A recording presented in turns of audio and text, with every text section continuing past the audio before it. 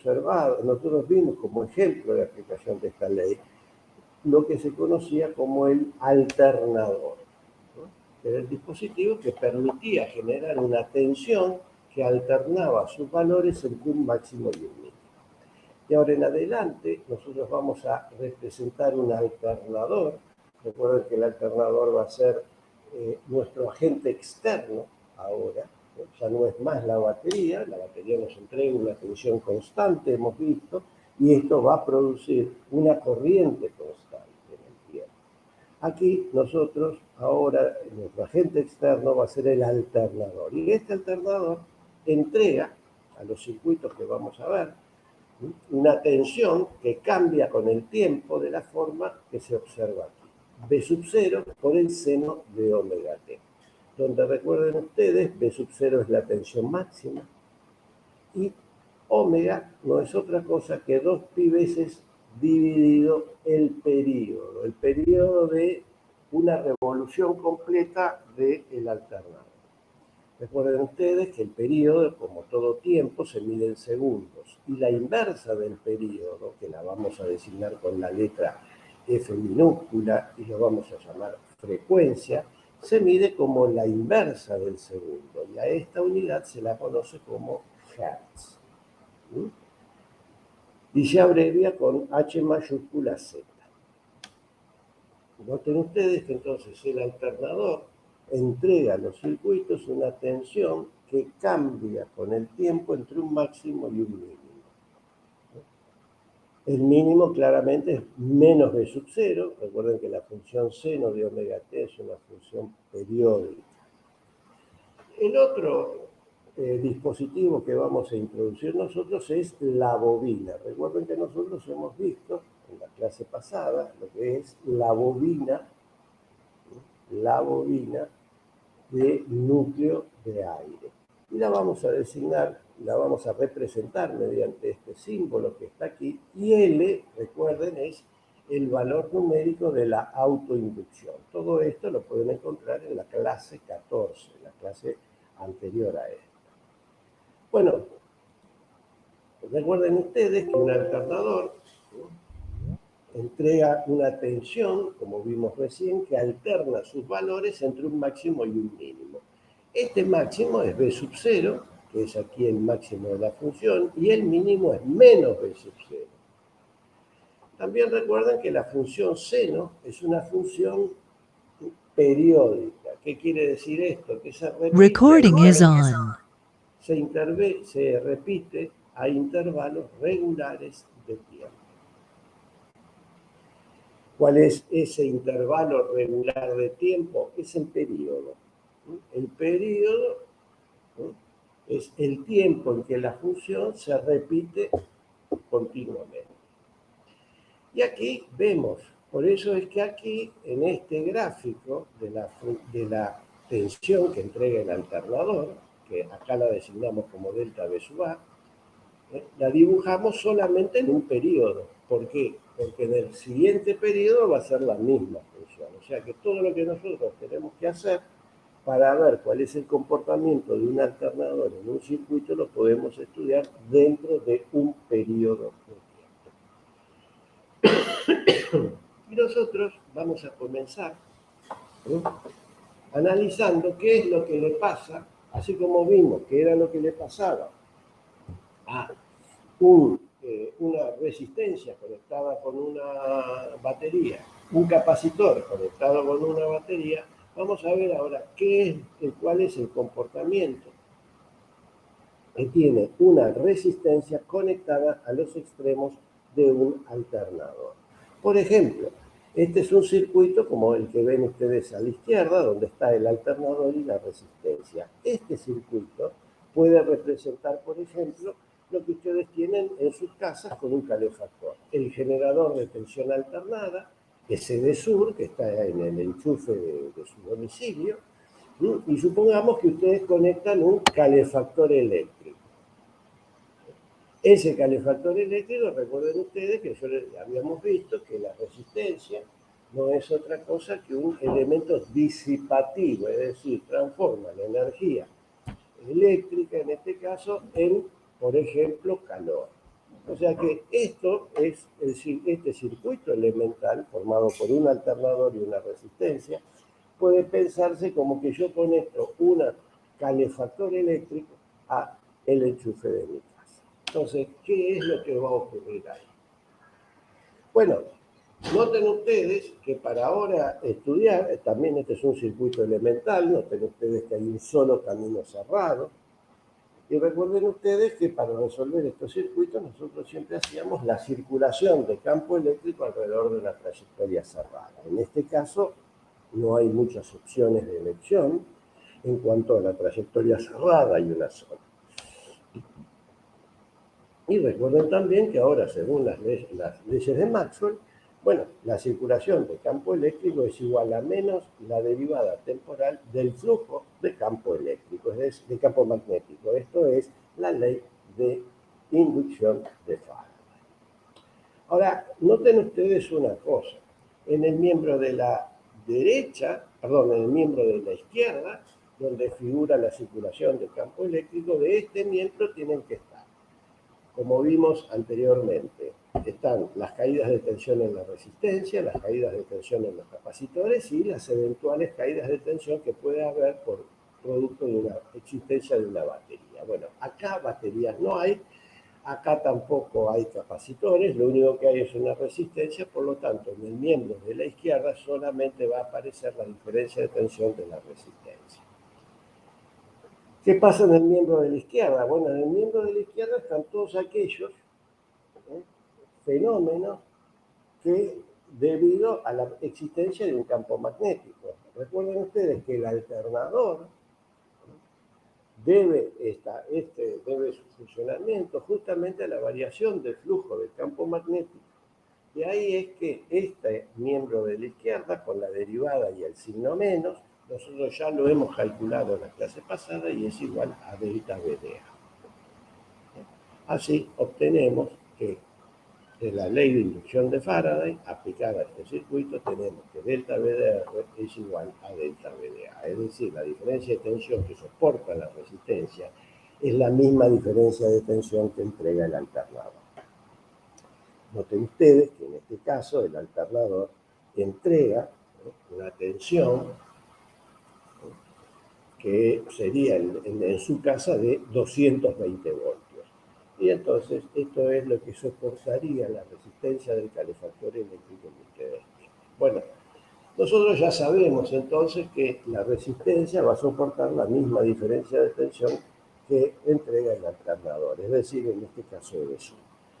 Ahora, vamos a ver la corriente que circula por la resistencia. La corriente, sabemos que el miembro de la izquierda es I por R, la ley de Ohm, en tanto que el miembro de la derecha es V sub 0 por el seno de omega t. Y aquí resulta que la corriente es I es igual a V sub 0 sobre R por el seno de omega t. Noten ustedes que en el gráfico que acompaña esta pantalla, yo he graficado en la ordenada, he graficado en negro la tensión que entrega el alternador y en rojo la corriente que circula por la resistencia.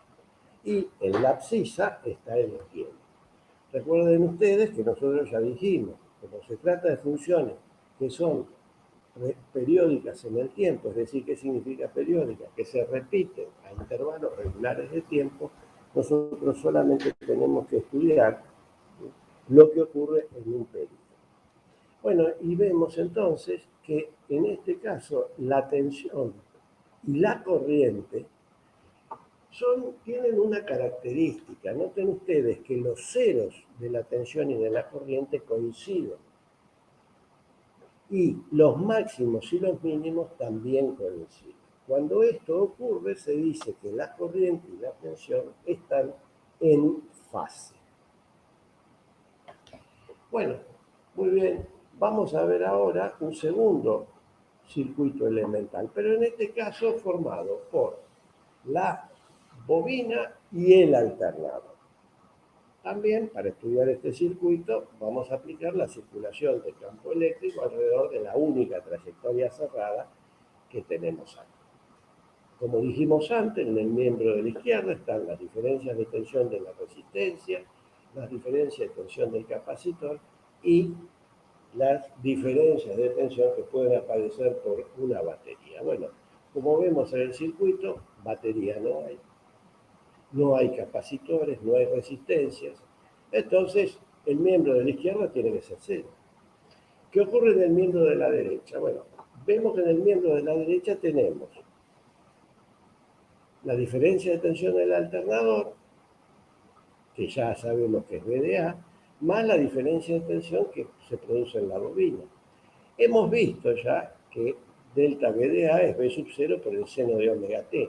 Y recuerden ustedes que en la clase 14 habíamos visto que la diferencia de tensión que hay en una bobina es igual a menos la autoinducción, el menos de donde viene de la ley de inducción de Faraday, perdón, de la ley de Lenz, es menos L por la derivada de I con respecto a T. Esto lo vimos en la clase 14. Bueno, si yo quiero ahora averiguar, noten ustedes que esto me dice que la diferencia de tensión que soporta la resistencia es igual a la diferencia de tensión que soporta el alternador.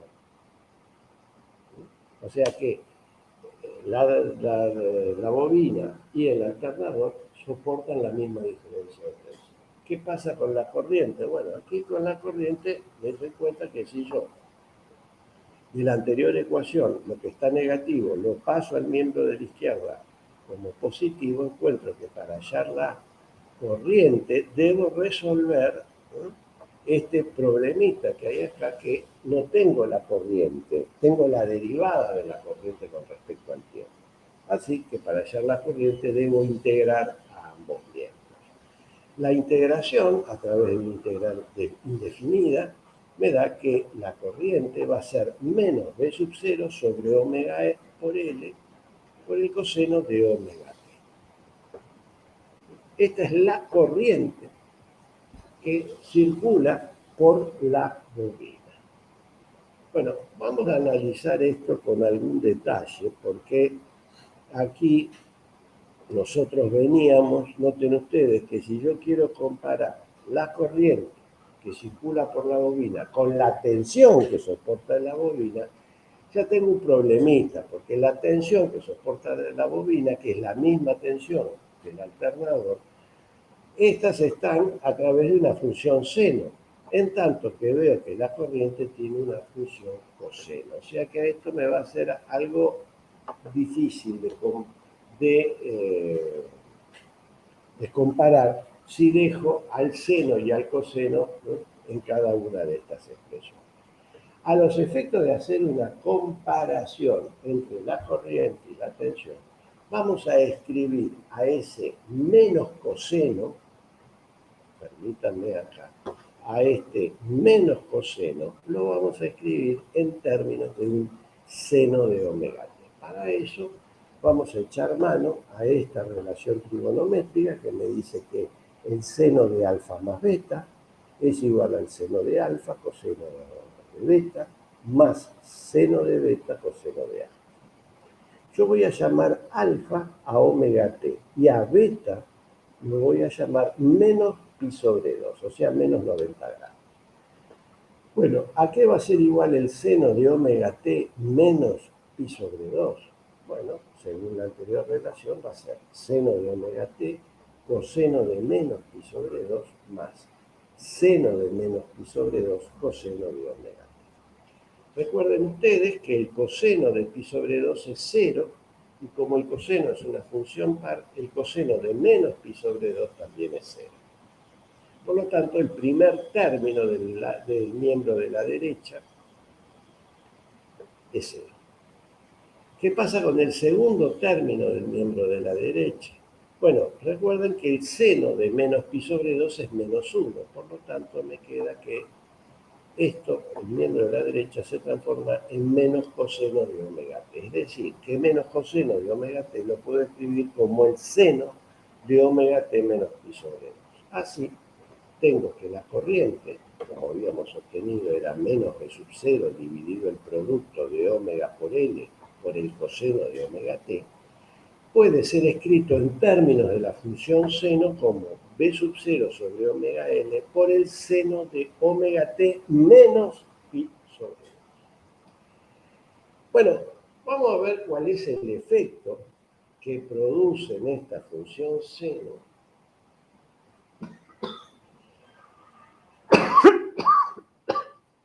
disculpen, que aparece en esta función seno la presencia del término menos pi sobre 2. Para eso vamos a ver un gráfico. Acá he dibujado yo nuevamente en un sistema cartesiano, en las ordenadas, he dibujado en negro el voltaje que entrega el alternador, que es el mismo voltaje que soporta la bobina. Y en verde he dibujado la corriente, que recuerden ustedes es B sub 0 por el seno de omega t. Lo primero que vemos es que evidentemente los ceros de la corriente y los ceros de la tensión no coinciden. Tampoco coinciden los máximos ni tampoco coinciden los mínimos. Es más, lo que notamos es que la corriente está corrida hacia la derecha en un término que es T sobre 4. T, recuerden, es el período. Y T sobre 4, si el período de estas funciones es 2pi, el período sobre 4 no es otra cosa que pi sobre 2. Es decir, vemos que la corriente y la tensión están desfasados. ¿Qué significa desfasados? Bueno, que los ceros y los máximos y los mínimos no coinciden. Pero además, esta función tiene algo en particular. Tiene otra característica que hasta aquí no había aparecido, y es el siguiente. Noten ustedes que hemos hallado que la corriente es B sub 0 sobre omega L por el seno de omega T menos pi sobre 2. Vamos a hacer un análisis dimensional de esta última igualdad. La corriente, que está en el miembro de la izquierda, tiene que estar medida en amperes. La corriente se mide en amperes. Y bueno, y acá la corriente esta tiene que tener unidades de amperes. En el miembro de la derecha, el seno de omega t menos pi sobre 2, la función seno no tiene unidades. Por lo tanto, para que el miembro de la izquierda me dé en amperes, aquí el cociente B sub 0 dividido omega L tiene que tener unidades de amperes. B sub 0 sobre omega L tiene que tener unidades de amperes. Pero yo sé que B sub 0, que es una tensión, tiene que tener unidades de volt. Por lo tanto, para que el cociente me dé en amperes, omega por L tiene que tener unidades de ohm. Es decir, el producto de omega por la autoinducción tiene que tener las unidades de una resistencia. Pero noten ustedes que esta resistencia que tenemos acá es una resistencia que depende de la frecuencia del generador. Es decir, que esta es una resistencia, o mejor dicho, es una reactancia que presenta el circuito dependiendo de la frecuencia que tiene el generador o el alternador. Así es que al producto omega por L lo voy a llamar reactancia inductiva y lo voy a designar con la letra G sub L. Y recuerden que G sub L tiene unidades de ohm. Así, la corriente en definitiva la puedo escribir como B sub 0 sobre G sub L por el seno de omega t menos pi sobre 2. Lo importante es que cuando yo conecto una bobina a un generador de tensión alternada, observo que la corriente y la tensión se encuentran desfasados en pi sobre 2. Bueno, vamos a ver ahora finalmente qué es lo que produce cuando yo conecto un capacitor con la tensión alternada. Noten ustedes que hasta ahora nosotros, cuando analizamos los anteriores circuitos, aplicamos la ley de inducción de Faraday, pero en realidad es la de mayor complejidad esa ley de inducción de Faraday, pero nosotros, para resolver estos circuitos, debemos aplicar las 4 leyes de Maxwell. Nosotros no es que no las hemos aplicado cada vez que nosotros establecemos alguna relación o algún vínculo entre los dos sistemas, pero la de mayor complejidad al momento de aplicarla es la ley de inducción de Faraday. Y es lo que ocurre aquí en este circuito. Uno dice, che, pero ¿y cómo es que el capacitor conduce con tensión alternada? Bueno, recuerden que una de las leyes de Maxwell, la ley de Ampère-Maxwell justamente, es la que me permite a mí entender que el capacitor, que son dos placas paralelas conductoras, separadas por una determinada distancia, a través de ellas puede circular una corriente, que es la corriente de desplazamiento, que la hemos visto en la clase 14. Es decir, que estamos aplicando las 4 leyes de Maxwell. Pero aquí nos interesa en particular qué es lo que le ocurre a la ley de inducción de Faraday. Bueno, como hemos dicho, en el miembro de la izquierda acá hay un capacitor, el miembro de la izquierda es la diferencia de tensión en el capacitor. Y esto tiene que ser igual a la diferencia de tensión del alternador. Bueno, muy bien, aquí nos dice que el capacitor soporta la misma tensión del alternador. ¿Cuánto vale la tensión del capacitor? Y es la carga del capacitor dividido su capacidad. Y esto tiene que ser igual a B sub 0 por el seno de omega t. Ahora bien, que de aquí puedo despejar yo la carga que hay en cada placa y observo que la carga está en fase con la tensión. Es decir, la carga que siente el capacitor está en fase con la tensión del generador. ¿Qué significa esto? ¿Qué me está diciendo? Y que la carga también alterna no solamente su valor numérico, sino también su signo entre un máximo y un mínimo. ¿El máximo cuál es? El producto B sub 0 por C. Y el mínimo será menos B sub 0 por C. Es decir, noten ustedes que si, por ejemplo, esta es la carga sobre una de las placas, vemos que la polaridad de esa placa va cambiando con el tiempo, además de cambiar su valor numérico. Pero esto es lo que le ocurre a la carga que tiene cada placa.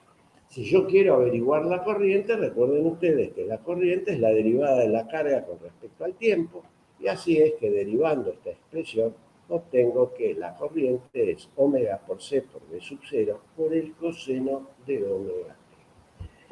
Bueno, muy bien. Si yo quiero hacer una comparación entre la tensión y la carga, veo que ambas están en fase, porque noten ustedes, el generador entrega una tensión que va como el seno de omega t y la carga que hay en el capacitor, en las placas del capacitor, también va como la misma función seno de omega t. Esto me hace ver de que la tensión y la carga están en fase. Pero ¿qué pasa con la corriente? Y bueno, no, acá veo que la corriente tiene un coseno de omega t. Y entonces, con el propósito de comparar la tensión que soporta el capacitor con la corriente que circula por él, tenemos que transformar esta función coseno en una función seno. Para eso echamos mano de la misma relación trigonométrica, pero esta vez alfa va a ser omega t y beta va a ser más pi sobre 2. si yo reemplazo alfa y beta en la anterior expresión, la anterior igualdad, tengo que el coseno de omega t lo puedo escribir en términos de un seno como el seno de omega t más pi sobre 2. De ahí resulta que la corriente es omega por c por b sub 0 por el seno de omega t más pi sobre 2. Noten ustedes que ahora también observamos que en el capacitor la corriente está desfasada con respecto a la tensión. ¿Y cuánto vale ese desfasaje? Bueno, vamos a hacer un gráfico de esta función. Aquí vemos en el gráfico de la izquierda que en la ordenada, nuevamente dibujado en negro, es la tensión que entrega el generador, en tanto que en azul está la corriente que circula por el circuito. Noten ustedes que nuevamente, eso ya lo habíamos visto, los ceros, los máximos y los mínimos de ambas funciones no coinciden. Pero sí lo que observamos es que el máximo en este caso, el máximo de la corriente, está adelantada con respecto a la tensión. ¿En qué factor? En T sobre 4, que ya hemos visto es pi sobre 2. Pero hay otro detalle que tenemos que ver. Y permítanme para esto volver a esta pantalla. Noten ustedes que nuevamente la corriente tiene que estar medida en amperes. Y como el seno de omega t más pi sobre 2 no tiene unidades, esto significa que el producto omega por c por b sub 0 tiene que tener unidades de amperes. Y así observamos que para que este producto tenga unidades de amperes, sabiendo que B sub 0 tiene unidades de volt, encontramos que la inversa 1 sobre omega c tiene que tener unidades de ohm. Nuevamente, esta inversa del producto de omega por c tiene unidades de una resistencia, pero nuevamente es una resistencia que depende de la frecuencia. Noten ustedes que antes habíamos visto que la reactancia inductiva era proporcional a la frecuencia. Acá vemos que esta reactancia, que la vamos a llamar reactancia capacitiva y la designamos con la letra G sub C, es la inversa de la frecuencia. O sea que es una relación inversa que hay. Con esta definición, la expresión de la corriente en el circuito es B sub 0 sobre G sub C por el seno de omega t más pi sobre 2. Bueno, ¿qué es lo que ocurre ahora si yo en un circuito eléctrico coloco la resistencia, la bobina y un capacitor? Es decir, ya vi cómo cada uno de estos tres dispositivos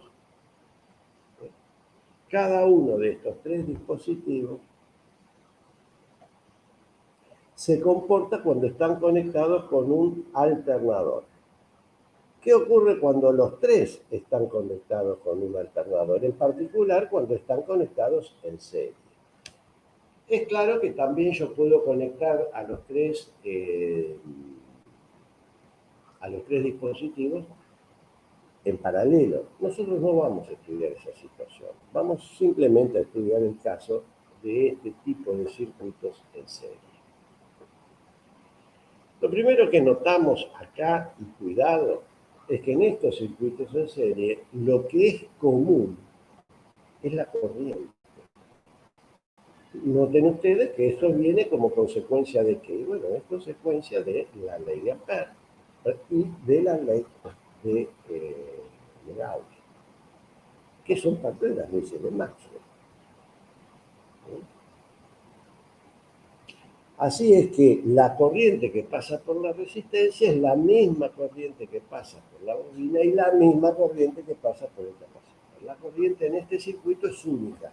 Esto es claramente Noten ustedes que este es un circuito en donde hay un solo camino cerrado, por lo tanto no puede haber dos corrientes, tiene que haber una sola. A este tipo de circuitos se los llama circuitos RLC. R evidentemente de resistencia, L de autoinducción y C de capacidad. Noten ustedes que estos circuitos genéricamente se los llama RLC, pero noten ustedes que si yo puedo permutar cualquiera de estos dispositivos, el comportamiento que va a tener el circuito es el mismo. Es decir, yo aquí puse, comenzando de izquierda a derecha, puse primero la resistencia, luego la bobina y último el capacitor. Pero si yo hubiese puesto el capacitor, la bobina y la resistencia, el resultado que vamos a obtener es el mismo. Bueno, muy bien, para saber cómo va a ser el comportamiento de este circuito, vamos a aplicar la ley de inducción de Faraday. Recordando siempre que en el miembro de la izquierda están las caídas de tensión de la resistencia y las caídas de tensión del capacitor. En tanto, con el miembro de la derecha están las diferencias de tensión que pueden aparecer en las bobinas y lo que entrega el alternador. Bueno, así obtenemos que delta BDR, la caída de tensión en la resistencia, más la caída de tensión en el capacitor, tiene que ser igual a la diferencia de tensión que soporta la bobina, más la diferencia de tensión del alternador. Recuerden ustedes que la diferencia de tensión en la resistencia, me lo dice la ley de Ohm, es I por R. La diferencia de tensión en el capacitor es la carga dividido su capacidad. La diferencia de tensión de la bobina es menos L por la derivada de I con respecto a T. Y finalmente tengo la tensión del alternador. Si esta diferencia de tensión de la bobina, que está en el miembro de la derecha, lo paso al de la izquierda, obtenemos esta expresión que está aquí. Recuerden ustedes que la corriente es la derivada de la carga con respecto al tiempo, y la derivada de la corriente con respecto al tiempo va a ser la derivada segunda de la carga con respecto al tiempo dos veces. Bueno, noten ustedes que esta igualdad que tenemos acá, tenemos que en el miembro de la izquierda tenemos una incógnita que es la carga, pero también tenemos la derivada primera de esa incógnita y la derivada segunda de esa incógnita. Esto ya lo hemos visto, cuando en una igualdad en uno de sus miembros hay una incógnita, se transforma en una ecuación. Pero cuando aparecen, además de la incógnita, sus derivadas, a esta ecuación se la llama ecuación diferencial. Como aquí la derivada de mayor orden es la de 2, se la llama ecuación diferencial de segundo orden. Como los coeficientes que acompañan a la incógnita y sus derivadas son constantes, en este caso L, R y 1 sobre C, decimos que esta es una ecuación diferencial de segundo orden a coeficientes constantes. Y como el miembro de la derecha es distinto de cero, decimos que es una ecuación diferencial de segundo orden a coeficientes constantes y no homogénea. Nosotros no vamos a resolver esta ecuación diferencial de segundo orden a coeficiente constante porque no es el motivo del curso, sino que lo único que vamos a decir es que esta ecuación diferencial, para ser resuelta, si uno la resuelve, va a encontrar que la solución, es decir, I, la solución, se puede escribir como suma de dos términos. Un primer término que es transitorio, que dura un corto intervalo de tiempo, y un segundo término que se lo llama estacionario, y que es el que sobrevive para largos periodos de tiempo. Bueno, nosotros dijimos que no vamos a utilizar eso, no vamos a utilizar ese método para allá, pero lo que sí vamos a ver es lo siguiente. ¿Cuánto vale delta BDR? Bueno, delta BDR va a ser la corriente I sub 0 por R por el seno de omega t. ¿Esto de dónde sale? Bueno, recuerden ustedes que la corriente es lo común. Vamos a asumir que la corriente en el circuito, que es común a los tres elementos, la voy a poder siempre escribir como I sub 0 por el seno de omega t. La corriente cambia con el tiempo. I sub 0 será la corriente máxima. ¿Cuánto vale? No sé. Entonces yo sé que B sub 0, la tensión en la resistencia es I sub 0 por R por el seno de omega t. ¿Cuánto vale la caída de tensión o la diferencia de tensión en la bobina? Y vale I sub 0 por G sub L por el seno de omega t más pi sobre 2.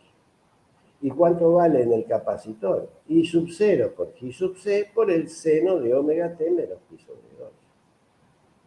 ¿Y cuánto vale la caída de tensión que entrega el alternador? Y siempre va a ser B máximo por el seno de omega t más menos phi. ¿Qué es phi? Es la diferencia de fase que hay entre la tensión y la corriente. Si yo hago la suma de estas tres cosas, encuentro que esto tiene que ser igual a B de A. ¿Y cómo es esa suma? Y esa suma es la que está representada aquí. Noten ustedes que acá yo tengo ¿qué incógnitas? La primera es I sub 0. La segunda es B máximo. Y la tercera es la diferencia de fase. Es decir, que yo en realidad lo que sé es, primero de todo, que todos los dispositivos, la corriente siempre va a ser omega t, es decir, la frecuencia va a ser omega por t. Y lo mismo va a ocurrir en el miembro de la derecha. Noten ustedes que si yo miro un poco, esta suma que yo tengo que hacer, la puedo pensar de la siguiente manera. Vamos a ver lo siguiente. Supongamos que yo tengo un cuerpo que está girando con velocidad angular constante omega. Ese cuerpo que está girando con velocidad angular omega en el sistema inercial XY Z positivo, aunque no necesito el eje Z, hay que recordar eso. Noten ustedes que la posición de este cuerpo que está girando con velocidad angular omega, la vamos a llamar R1 y la vamos a escribir, que está representado aquí en rojo. R1 claramente va a ser, en cualquier tiempo t, va a valer el módulo del vector R1 por el coseno de omega t más phi sub 0. ¿De qué es este phi sub 0? Bueno, yo tengo aquí el cuerpo que está girando y en un tiempo t sub 0 le saco una foto. Y en ese momento que yo le saco la foto, el vector forma un ángulo θ 0 con el eje X. Claramente, la velocidad, la componente X de este vector va a ser R1 por el coseno de omega t más phi sub 0. En tanto que la componente Y va a ser R1 por el seno de omega t más phi sub 0 también. Esto es lo que le pasa al vector que está en rojo.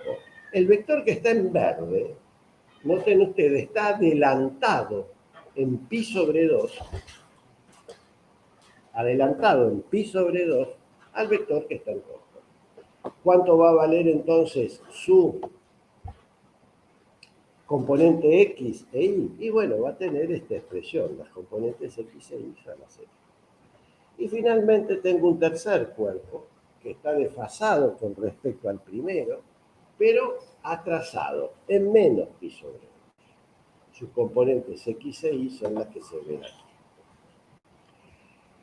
Para sencillez, de ahora en adelante, t sub 0 va a ser 0, con lo cual omega 0, o sea, θ 0, va a ser 0. ¿Qué pasa si yo quiero sumar los tres vectores? Si yo quiero sumar los tres vectores, vectorialmente, que hay una tengo que hacer la componente X y la componente Y como cualquier suma vectorial. Noten ustedes que la componente X de la suma vectorial es la suma de todos estos cosenos, en tanto que la componente Y es la suma de todas las funciones seno. Si ustedes comparan esto que está acá con la suma que nosotros tenemos que hacer, que está aquí, vemos que es muy similar, siempre y cuando R1 sea I sub 0 por R, R2 sea I sub 0 por J sub L y R3 I sub 0 por J sub C. ¿Y cuánto tiene que valer la componente I de la resultante? Y B máximo por el seno de omega t más menos phi. Así vemos que la suma esta que tenemos que hacer podemos pensarla como la suma, la componente I de la resultante de la suma de tres vectores. ¿Y estos vectores cuáles son? Bueno, el primer vector en rojo dijimos que era I sub 0 por R, el segundo vector que era en verde I sub 0 por J sub L, y el último es I sub 0 por J sub C. Bueno, ¿cómo puedo hacer gráficamente la suma de estos tres vectores? Y bueno, primero sumo estos dos, el verde y el azul. Esto me da este vector en negro. Y a este vector resultante en negro le sumo el que está aquí en rojo, obteniendo finalmente que esta es la componente de la resultante. Es decir, el módulo de este vector que se ve aquí es B máximo y el ángulo phi es este que está aquí. ¿Cómo puedo hallar B máximo? Y bueno, por el teorema de Pitágoras, sé que esto es I sub 0 por R al cuadrado más I sub 0 por J sub L menos I sub 0 por J sub C al cuadrado. Noten ustedes que de aquí I sub 0, el factor común a todos los términos que hay dentro del radicando, por lo tanto pueden salir como factor común fuera del radicando. Y entonces obtengo que el valor de la tensión máxima va a ser I sub 0 por esta expresión. A esta expresión la voy a designar con la letra Z mayúscula y la voy a llamar la impedancia del circuito. Así, la B máximo se puede escribir como I sub 0, la corriente máxima, por Z, que es la impedancia. ¿Cuánto vale la tangente del ángulo phi? Y bueno, noten ustedes que la tangente de este ángulo phi se puede escribir en el mismo triángulo rectángulo como el cateto opuesto, que es esto que está aquí, dividido el cateto adyacente. Es decir, la tangente de phi depende de la diferencia de J sub L menos J sub C dividido R. Es decir, aquí lo que hemos notado, entonces, que también la tangente de phi depende del tipo de círculo. Con esto, entonces, ya sabemos cuánto vale la diferencia de fase que hay entre la corriente y la tensión, que es phi, y cuánto vale la tensión máxima. Apliquemos esto, vamos a hacer un pequeño ejemplo de... Imaginemos que yo tengo el siguiente problema. Este problema es una resistencia, una bobina y un capacitor. ¿Cuáles son los datos del problema? Y bueno, los datos del problema son I sub 0, la corriente máxima que circula por los tres elementos, que es 5 amperes, el valor numérico de la resistencia es 8 ohm, me dan el valor numérico de la reactancia inductiva, 12 ohm, y finalmente el valor numérico de la reactancia capacitiva, que es 6 ohm.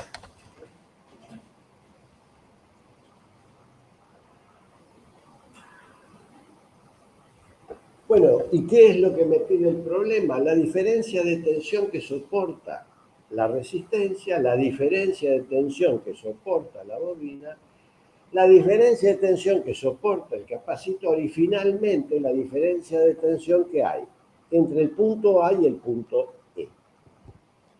Bueno, vamos a ver lo siguiente.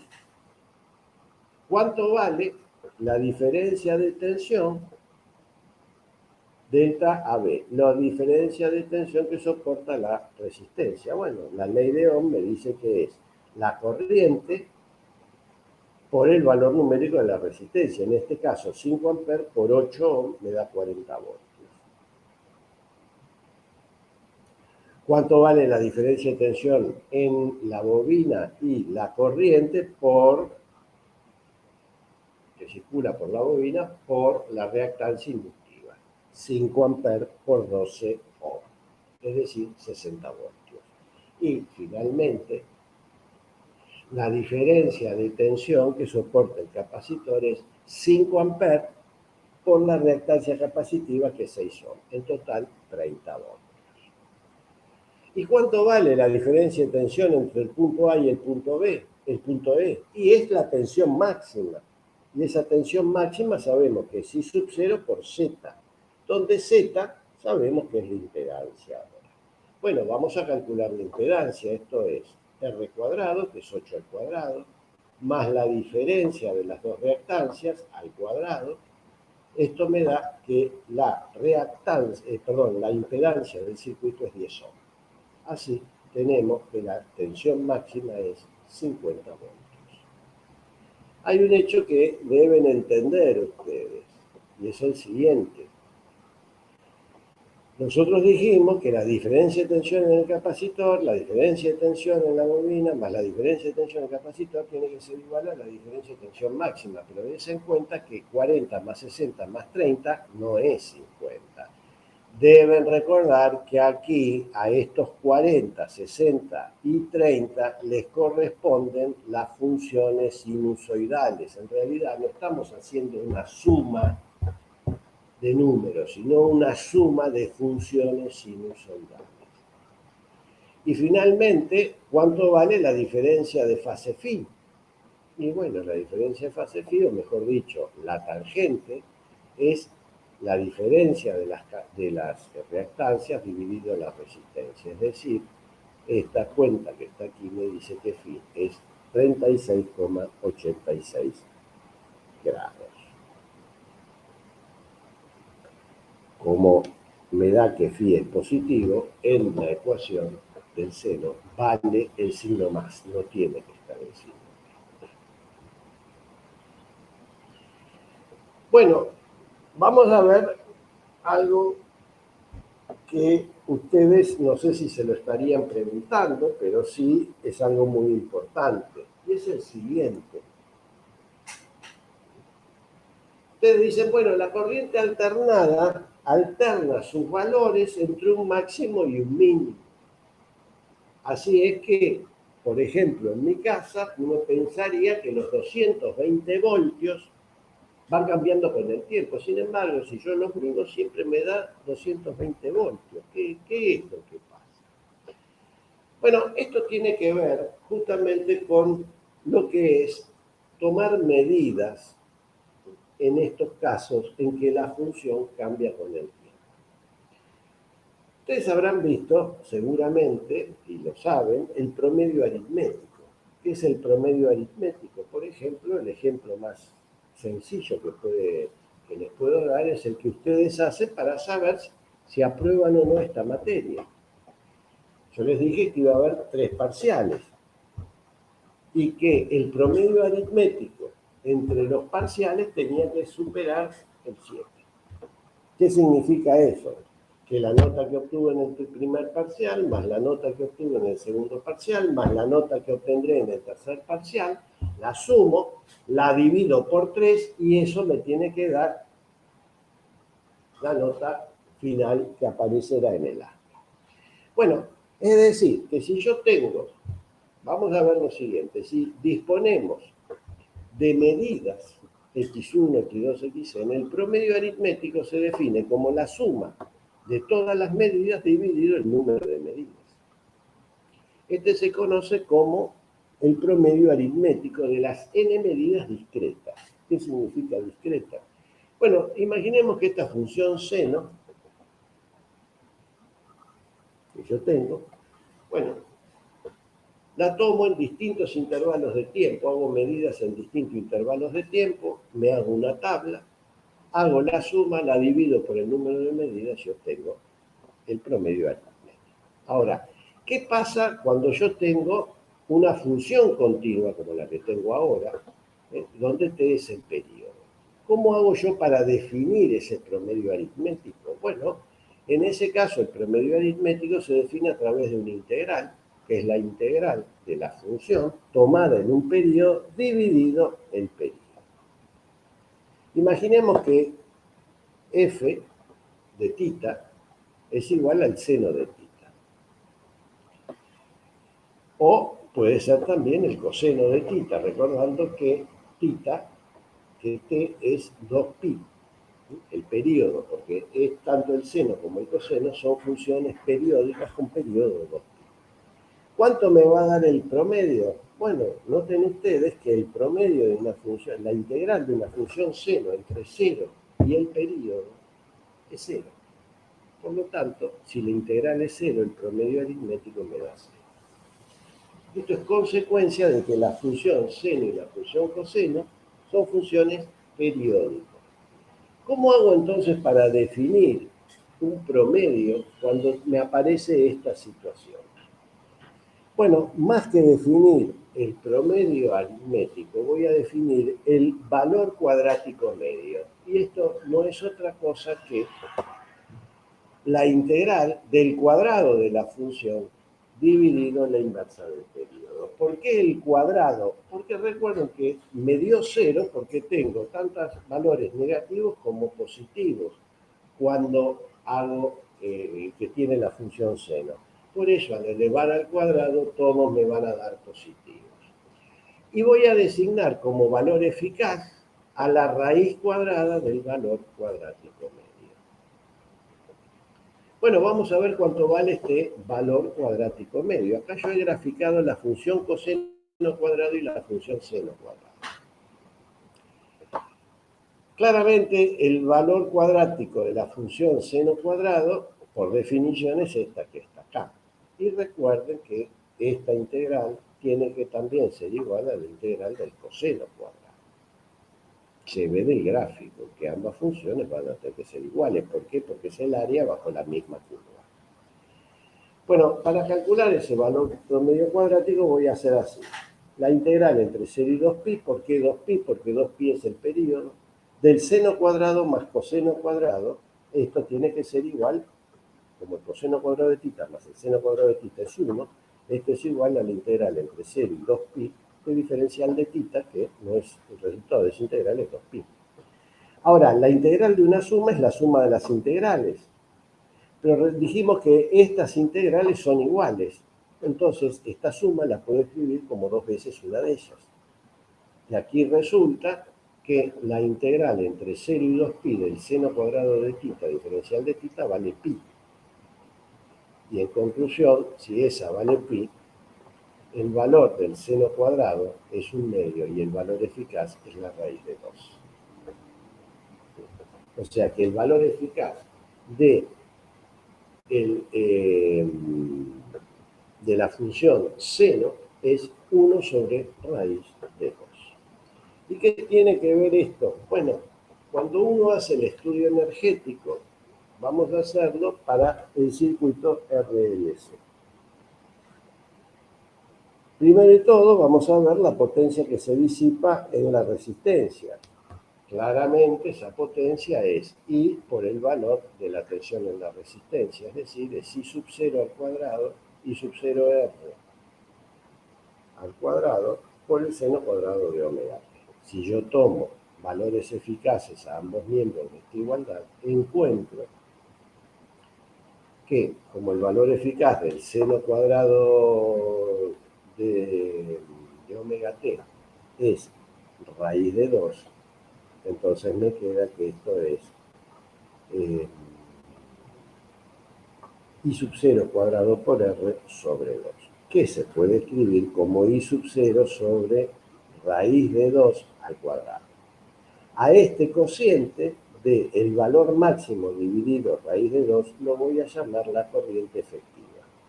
Y así la potencia en una resistencia, que sabemos que es un elemento disipativo, es I cuadrado efectivo por R. Lo que pasa en una bobina es que el valor, la potencia promedio, me da 0. Y lo que ocurre en un capacitor es lo mismo. La potencia promedio es 0. Es decir, que en el circuito LRC, lo único que disipa potencia es la resistencia. ¿Y esa potencia de dónde sale? Y esa potencia sale de lo que entrega el alternador. Si uno calcula la potencia del alternador, llega finalmente a que la potencia efectiva es I efectivo, B efectivo por el coseno de omega t. Este voltaje efectivo es el famoso 220 voltios que ustedes tienen en su casa. La corriente efectiva depende de lo que ustedes, del circuito que ustedes tengan. Si es un calefactor, la I efectivo será la corriente que circula por la resistencia. Y el coseno de phi es, depende, en este caso, va a ser 0. Es decir, este producto va a ser. Bueno, y con esto terminamos esta clase del día de hoy, esta clase de corriente alternada. Bueno, tendríamos que hacer un descanso, sería para hacer los problemas. Sin embargo, vamos a hacer lo siguiente. Yo hoy no sé si habrá llegado a ustedes información, pero hoy es día de votación en la universidad. Y yo tengo que ir a la universidad justamente para cumplir con este deber cívico. Así que miren, vamos a hacer una cosa, no vamos a dar clase práctica el día de hoy. El día de hoy no vamos a tener clase práctica, hoy es la última clase de esta semana y la próxima clase va a ser el día lunes. El día lunes vamos a comenzar la teoría con un nuevo capítulo que es óptica geométrica. O sea que el lunes vamos a ver en la teoría óptica geométrica. También ese mismo día lunes, luego de la teoría, vamos a empezar a hablar de ya la finalización de este curso, porque nos quedan 15 días por delante, debemos tomar un tercer parcial y tenemos que analizar cómo lo vamos a hacer para obtener la calificación final que ustedes deben tener.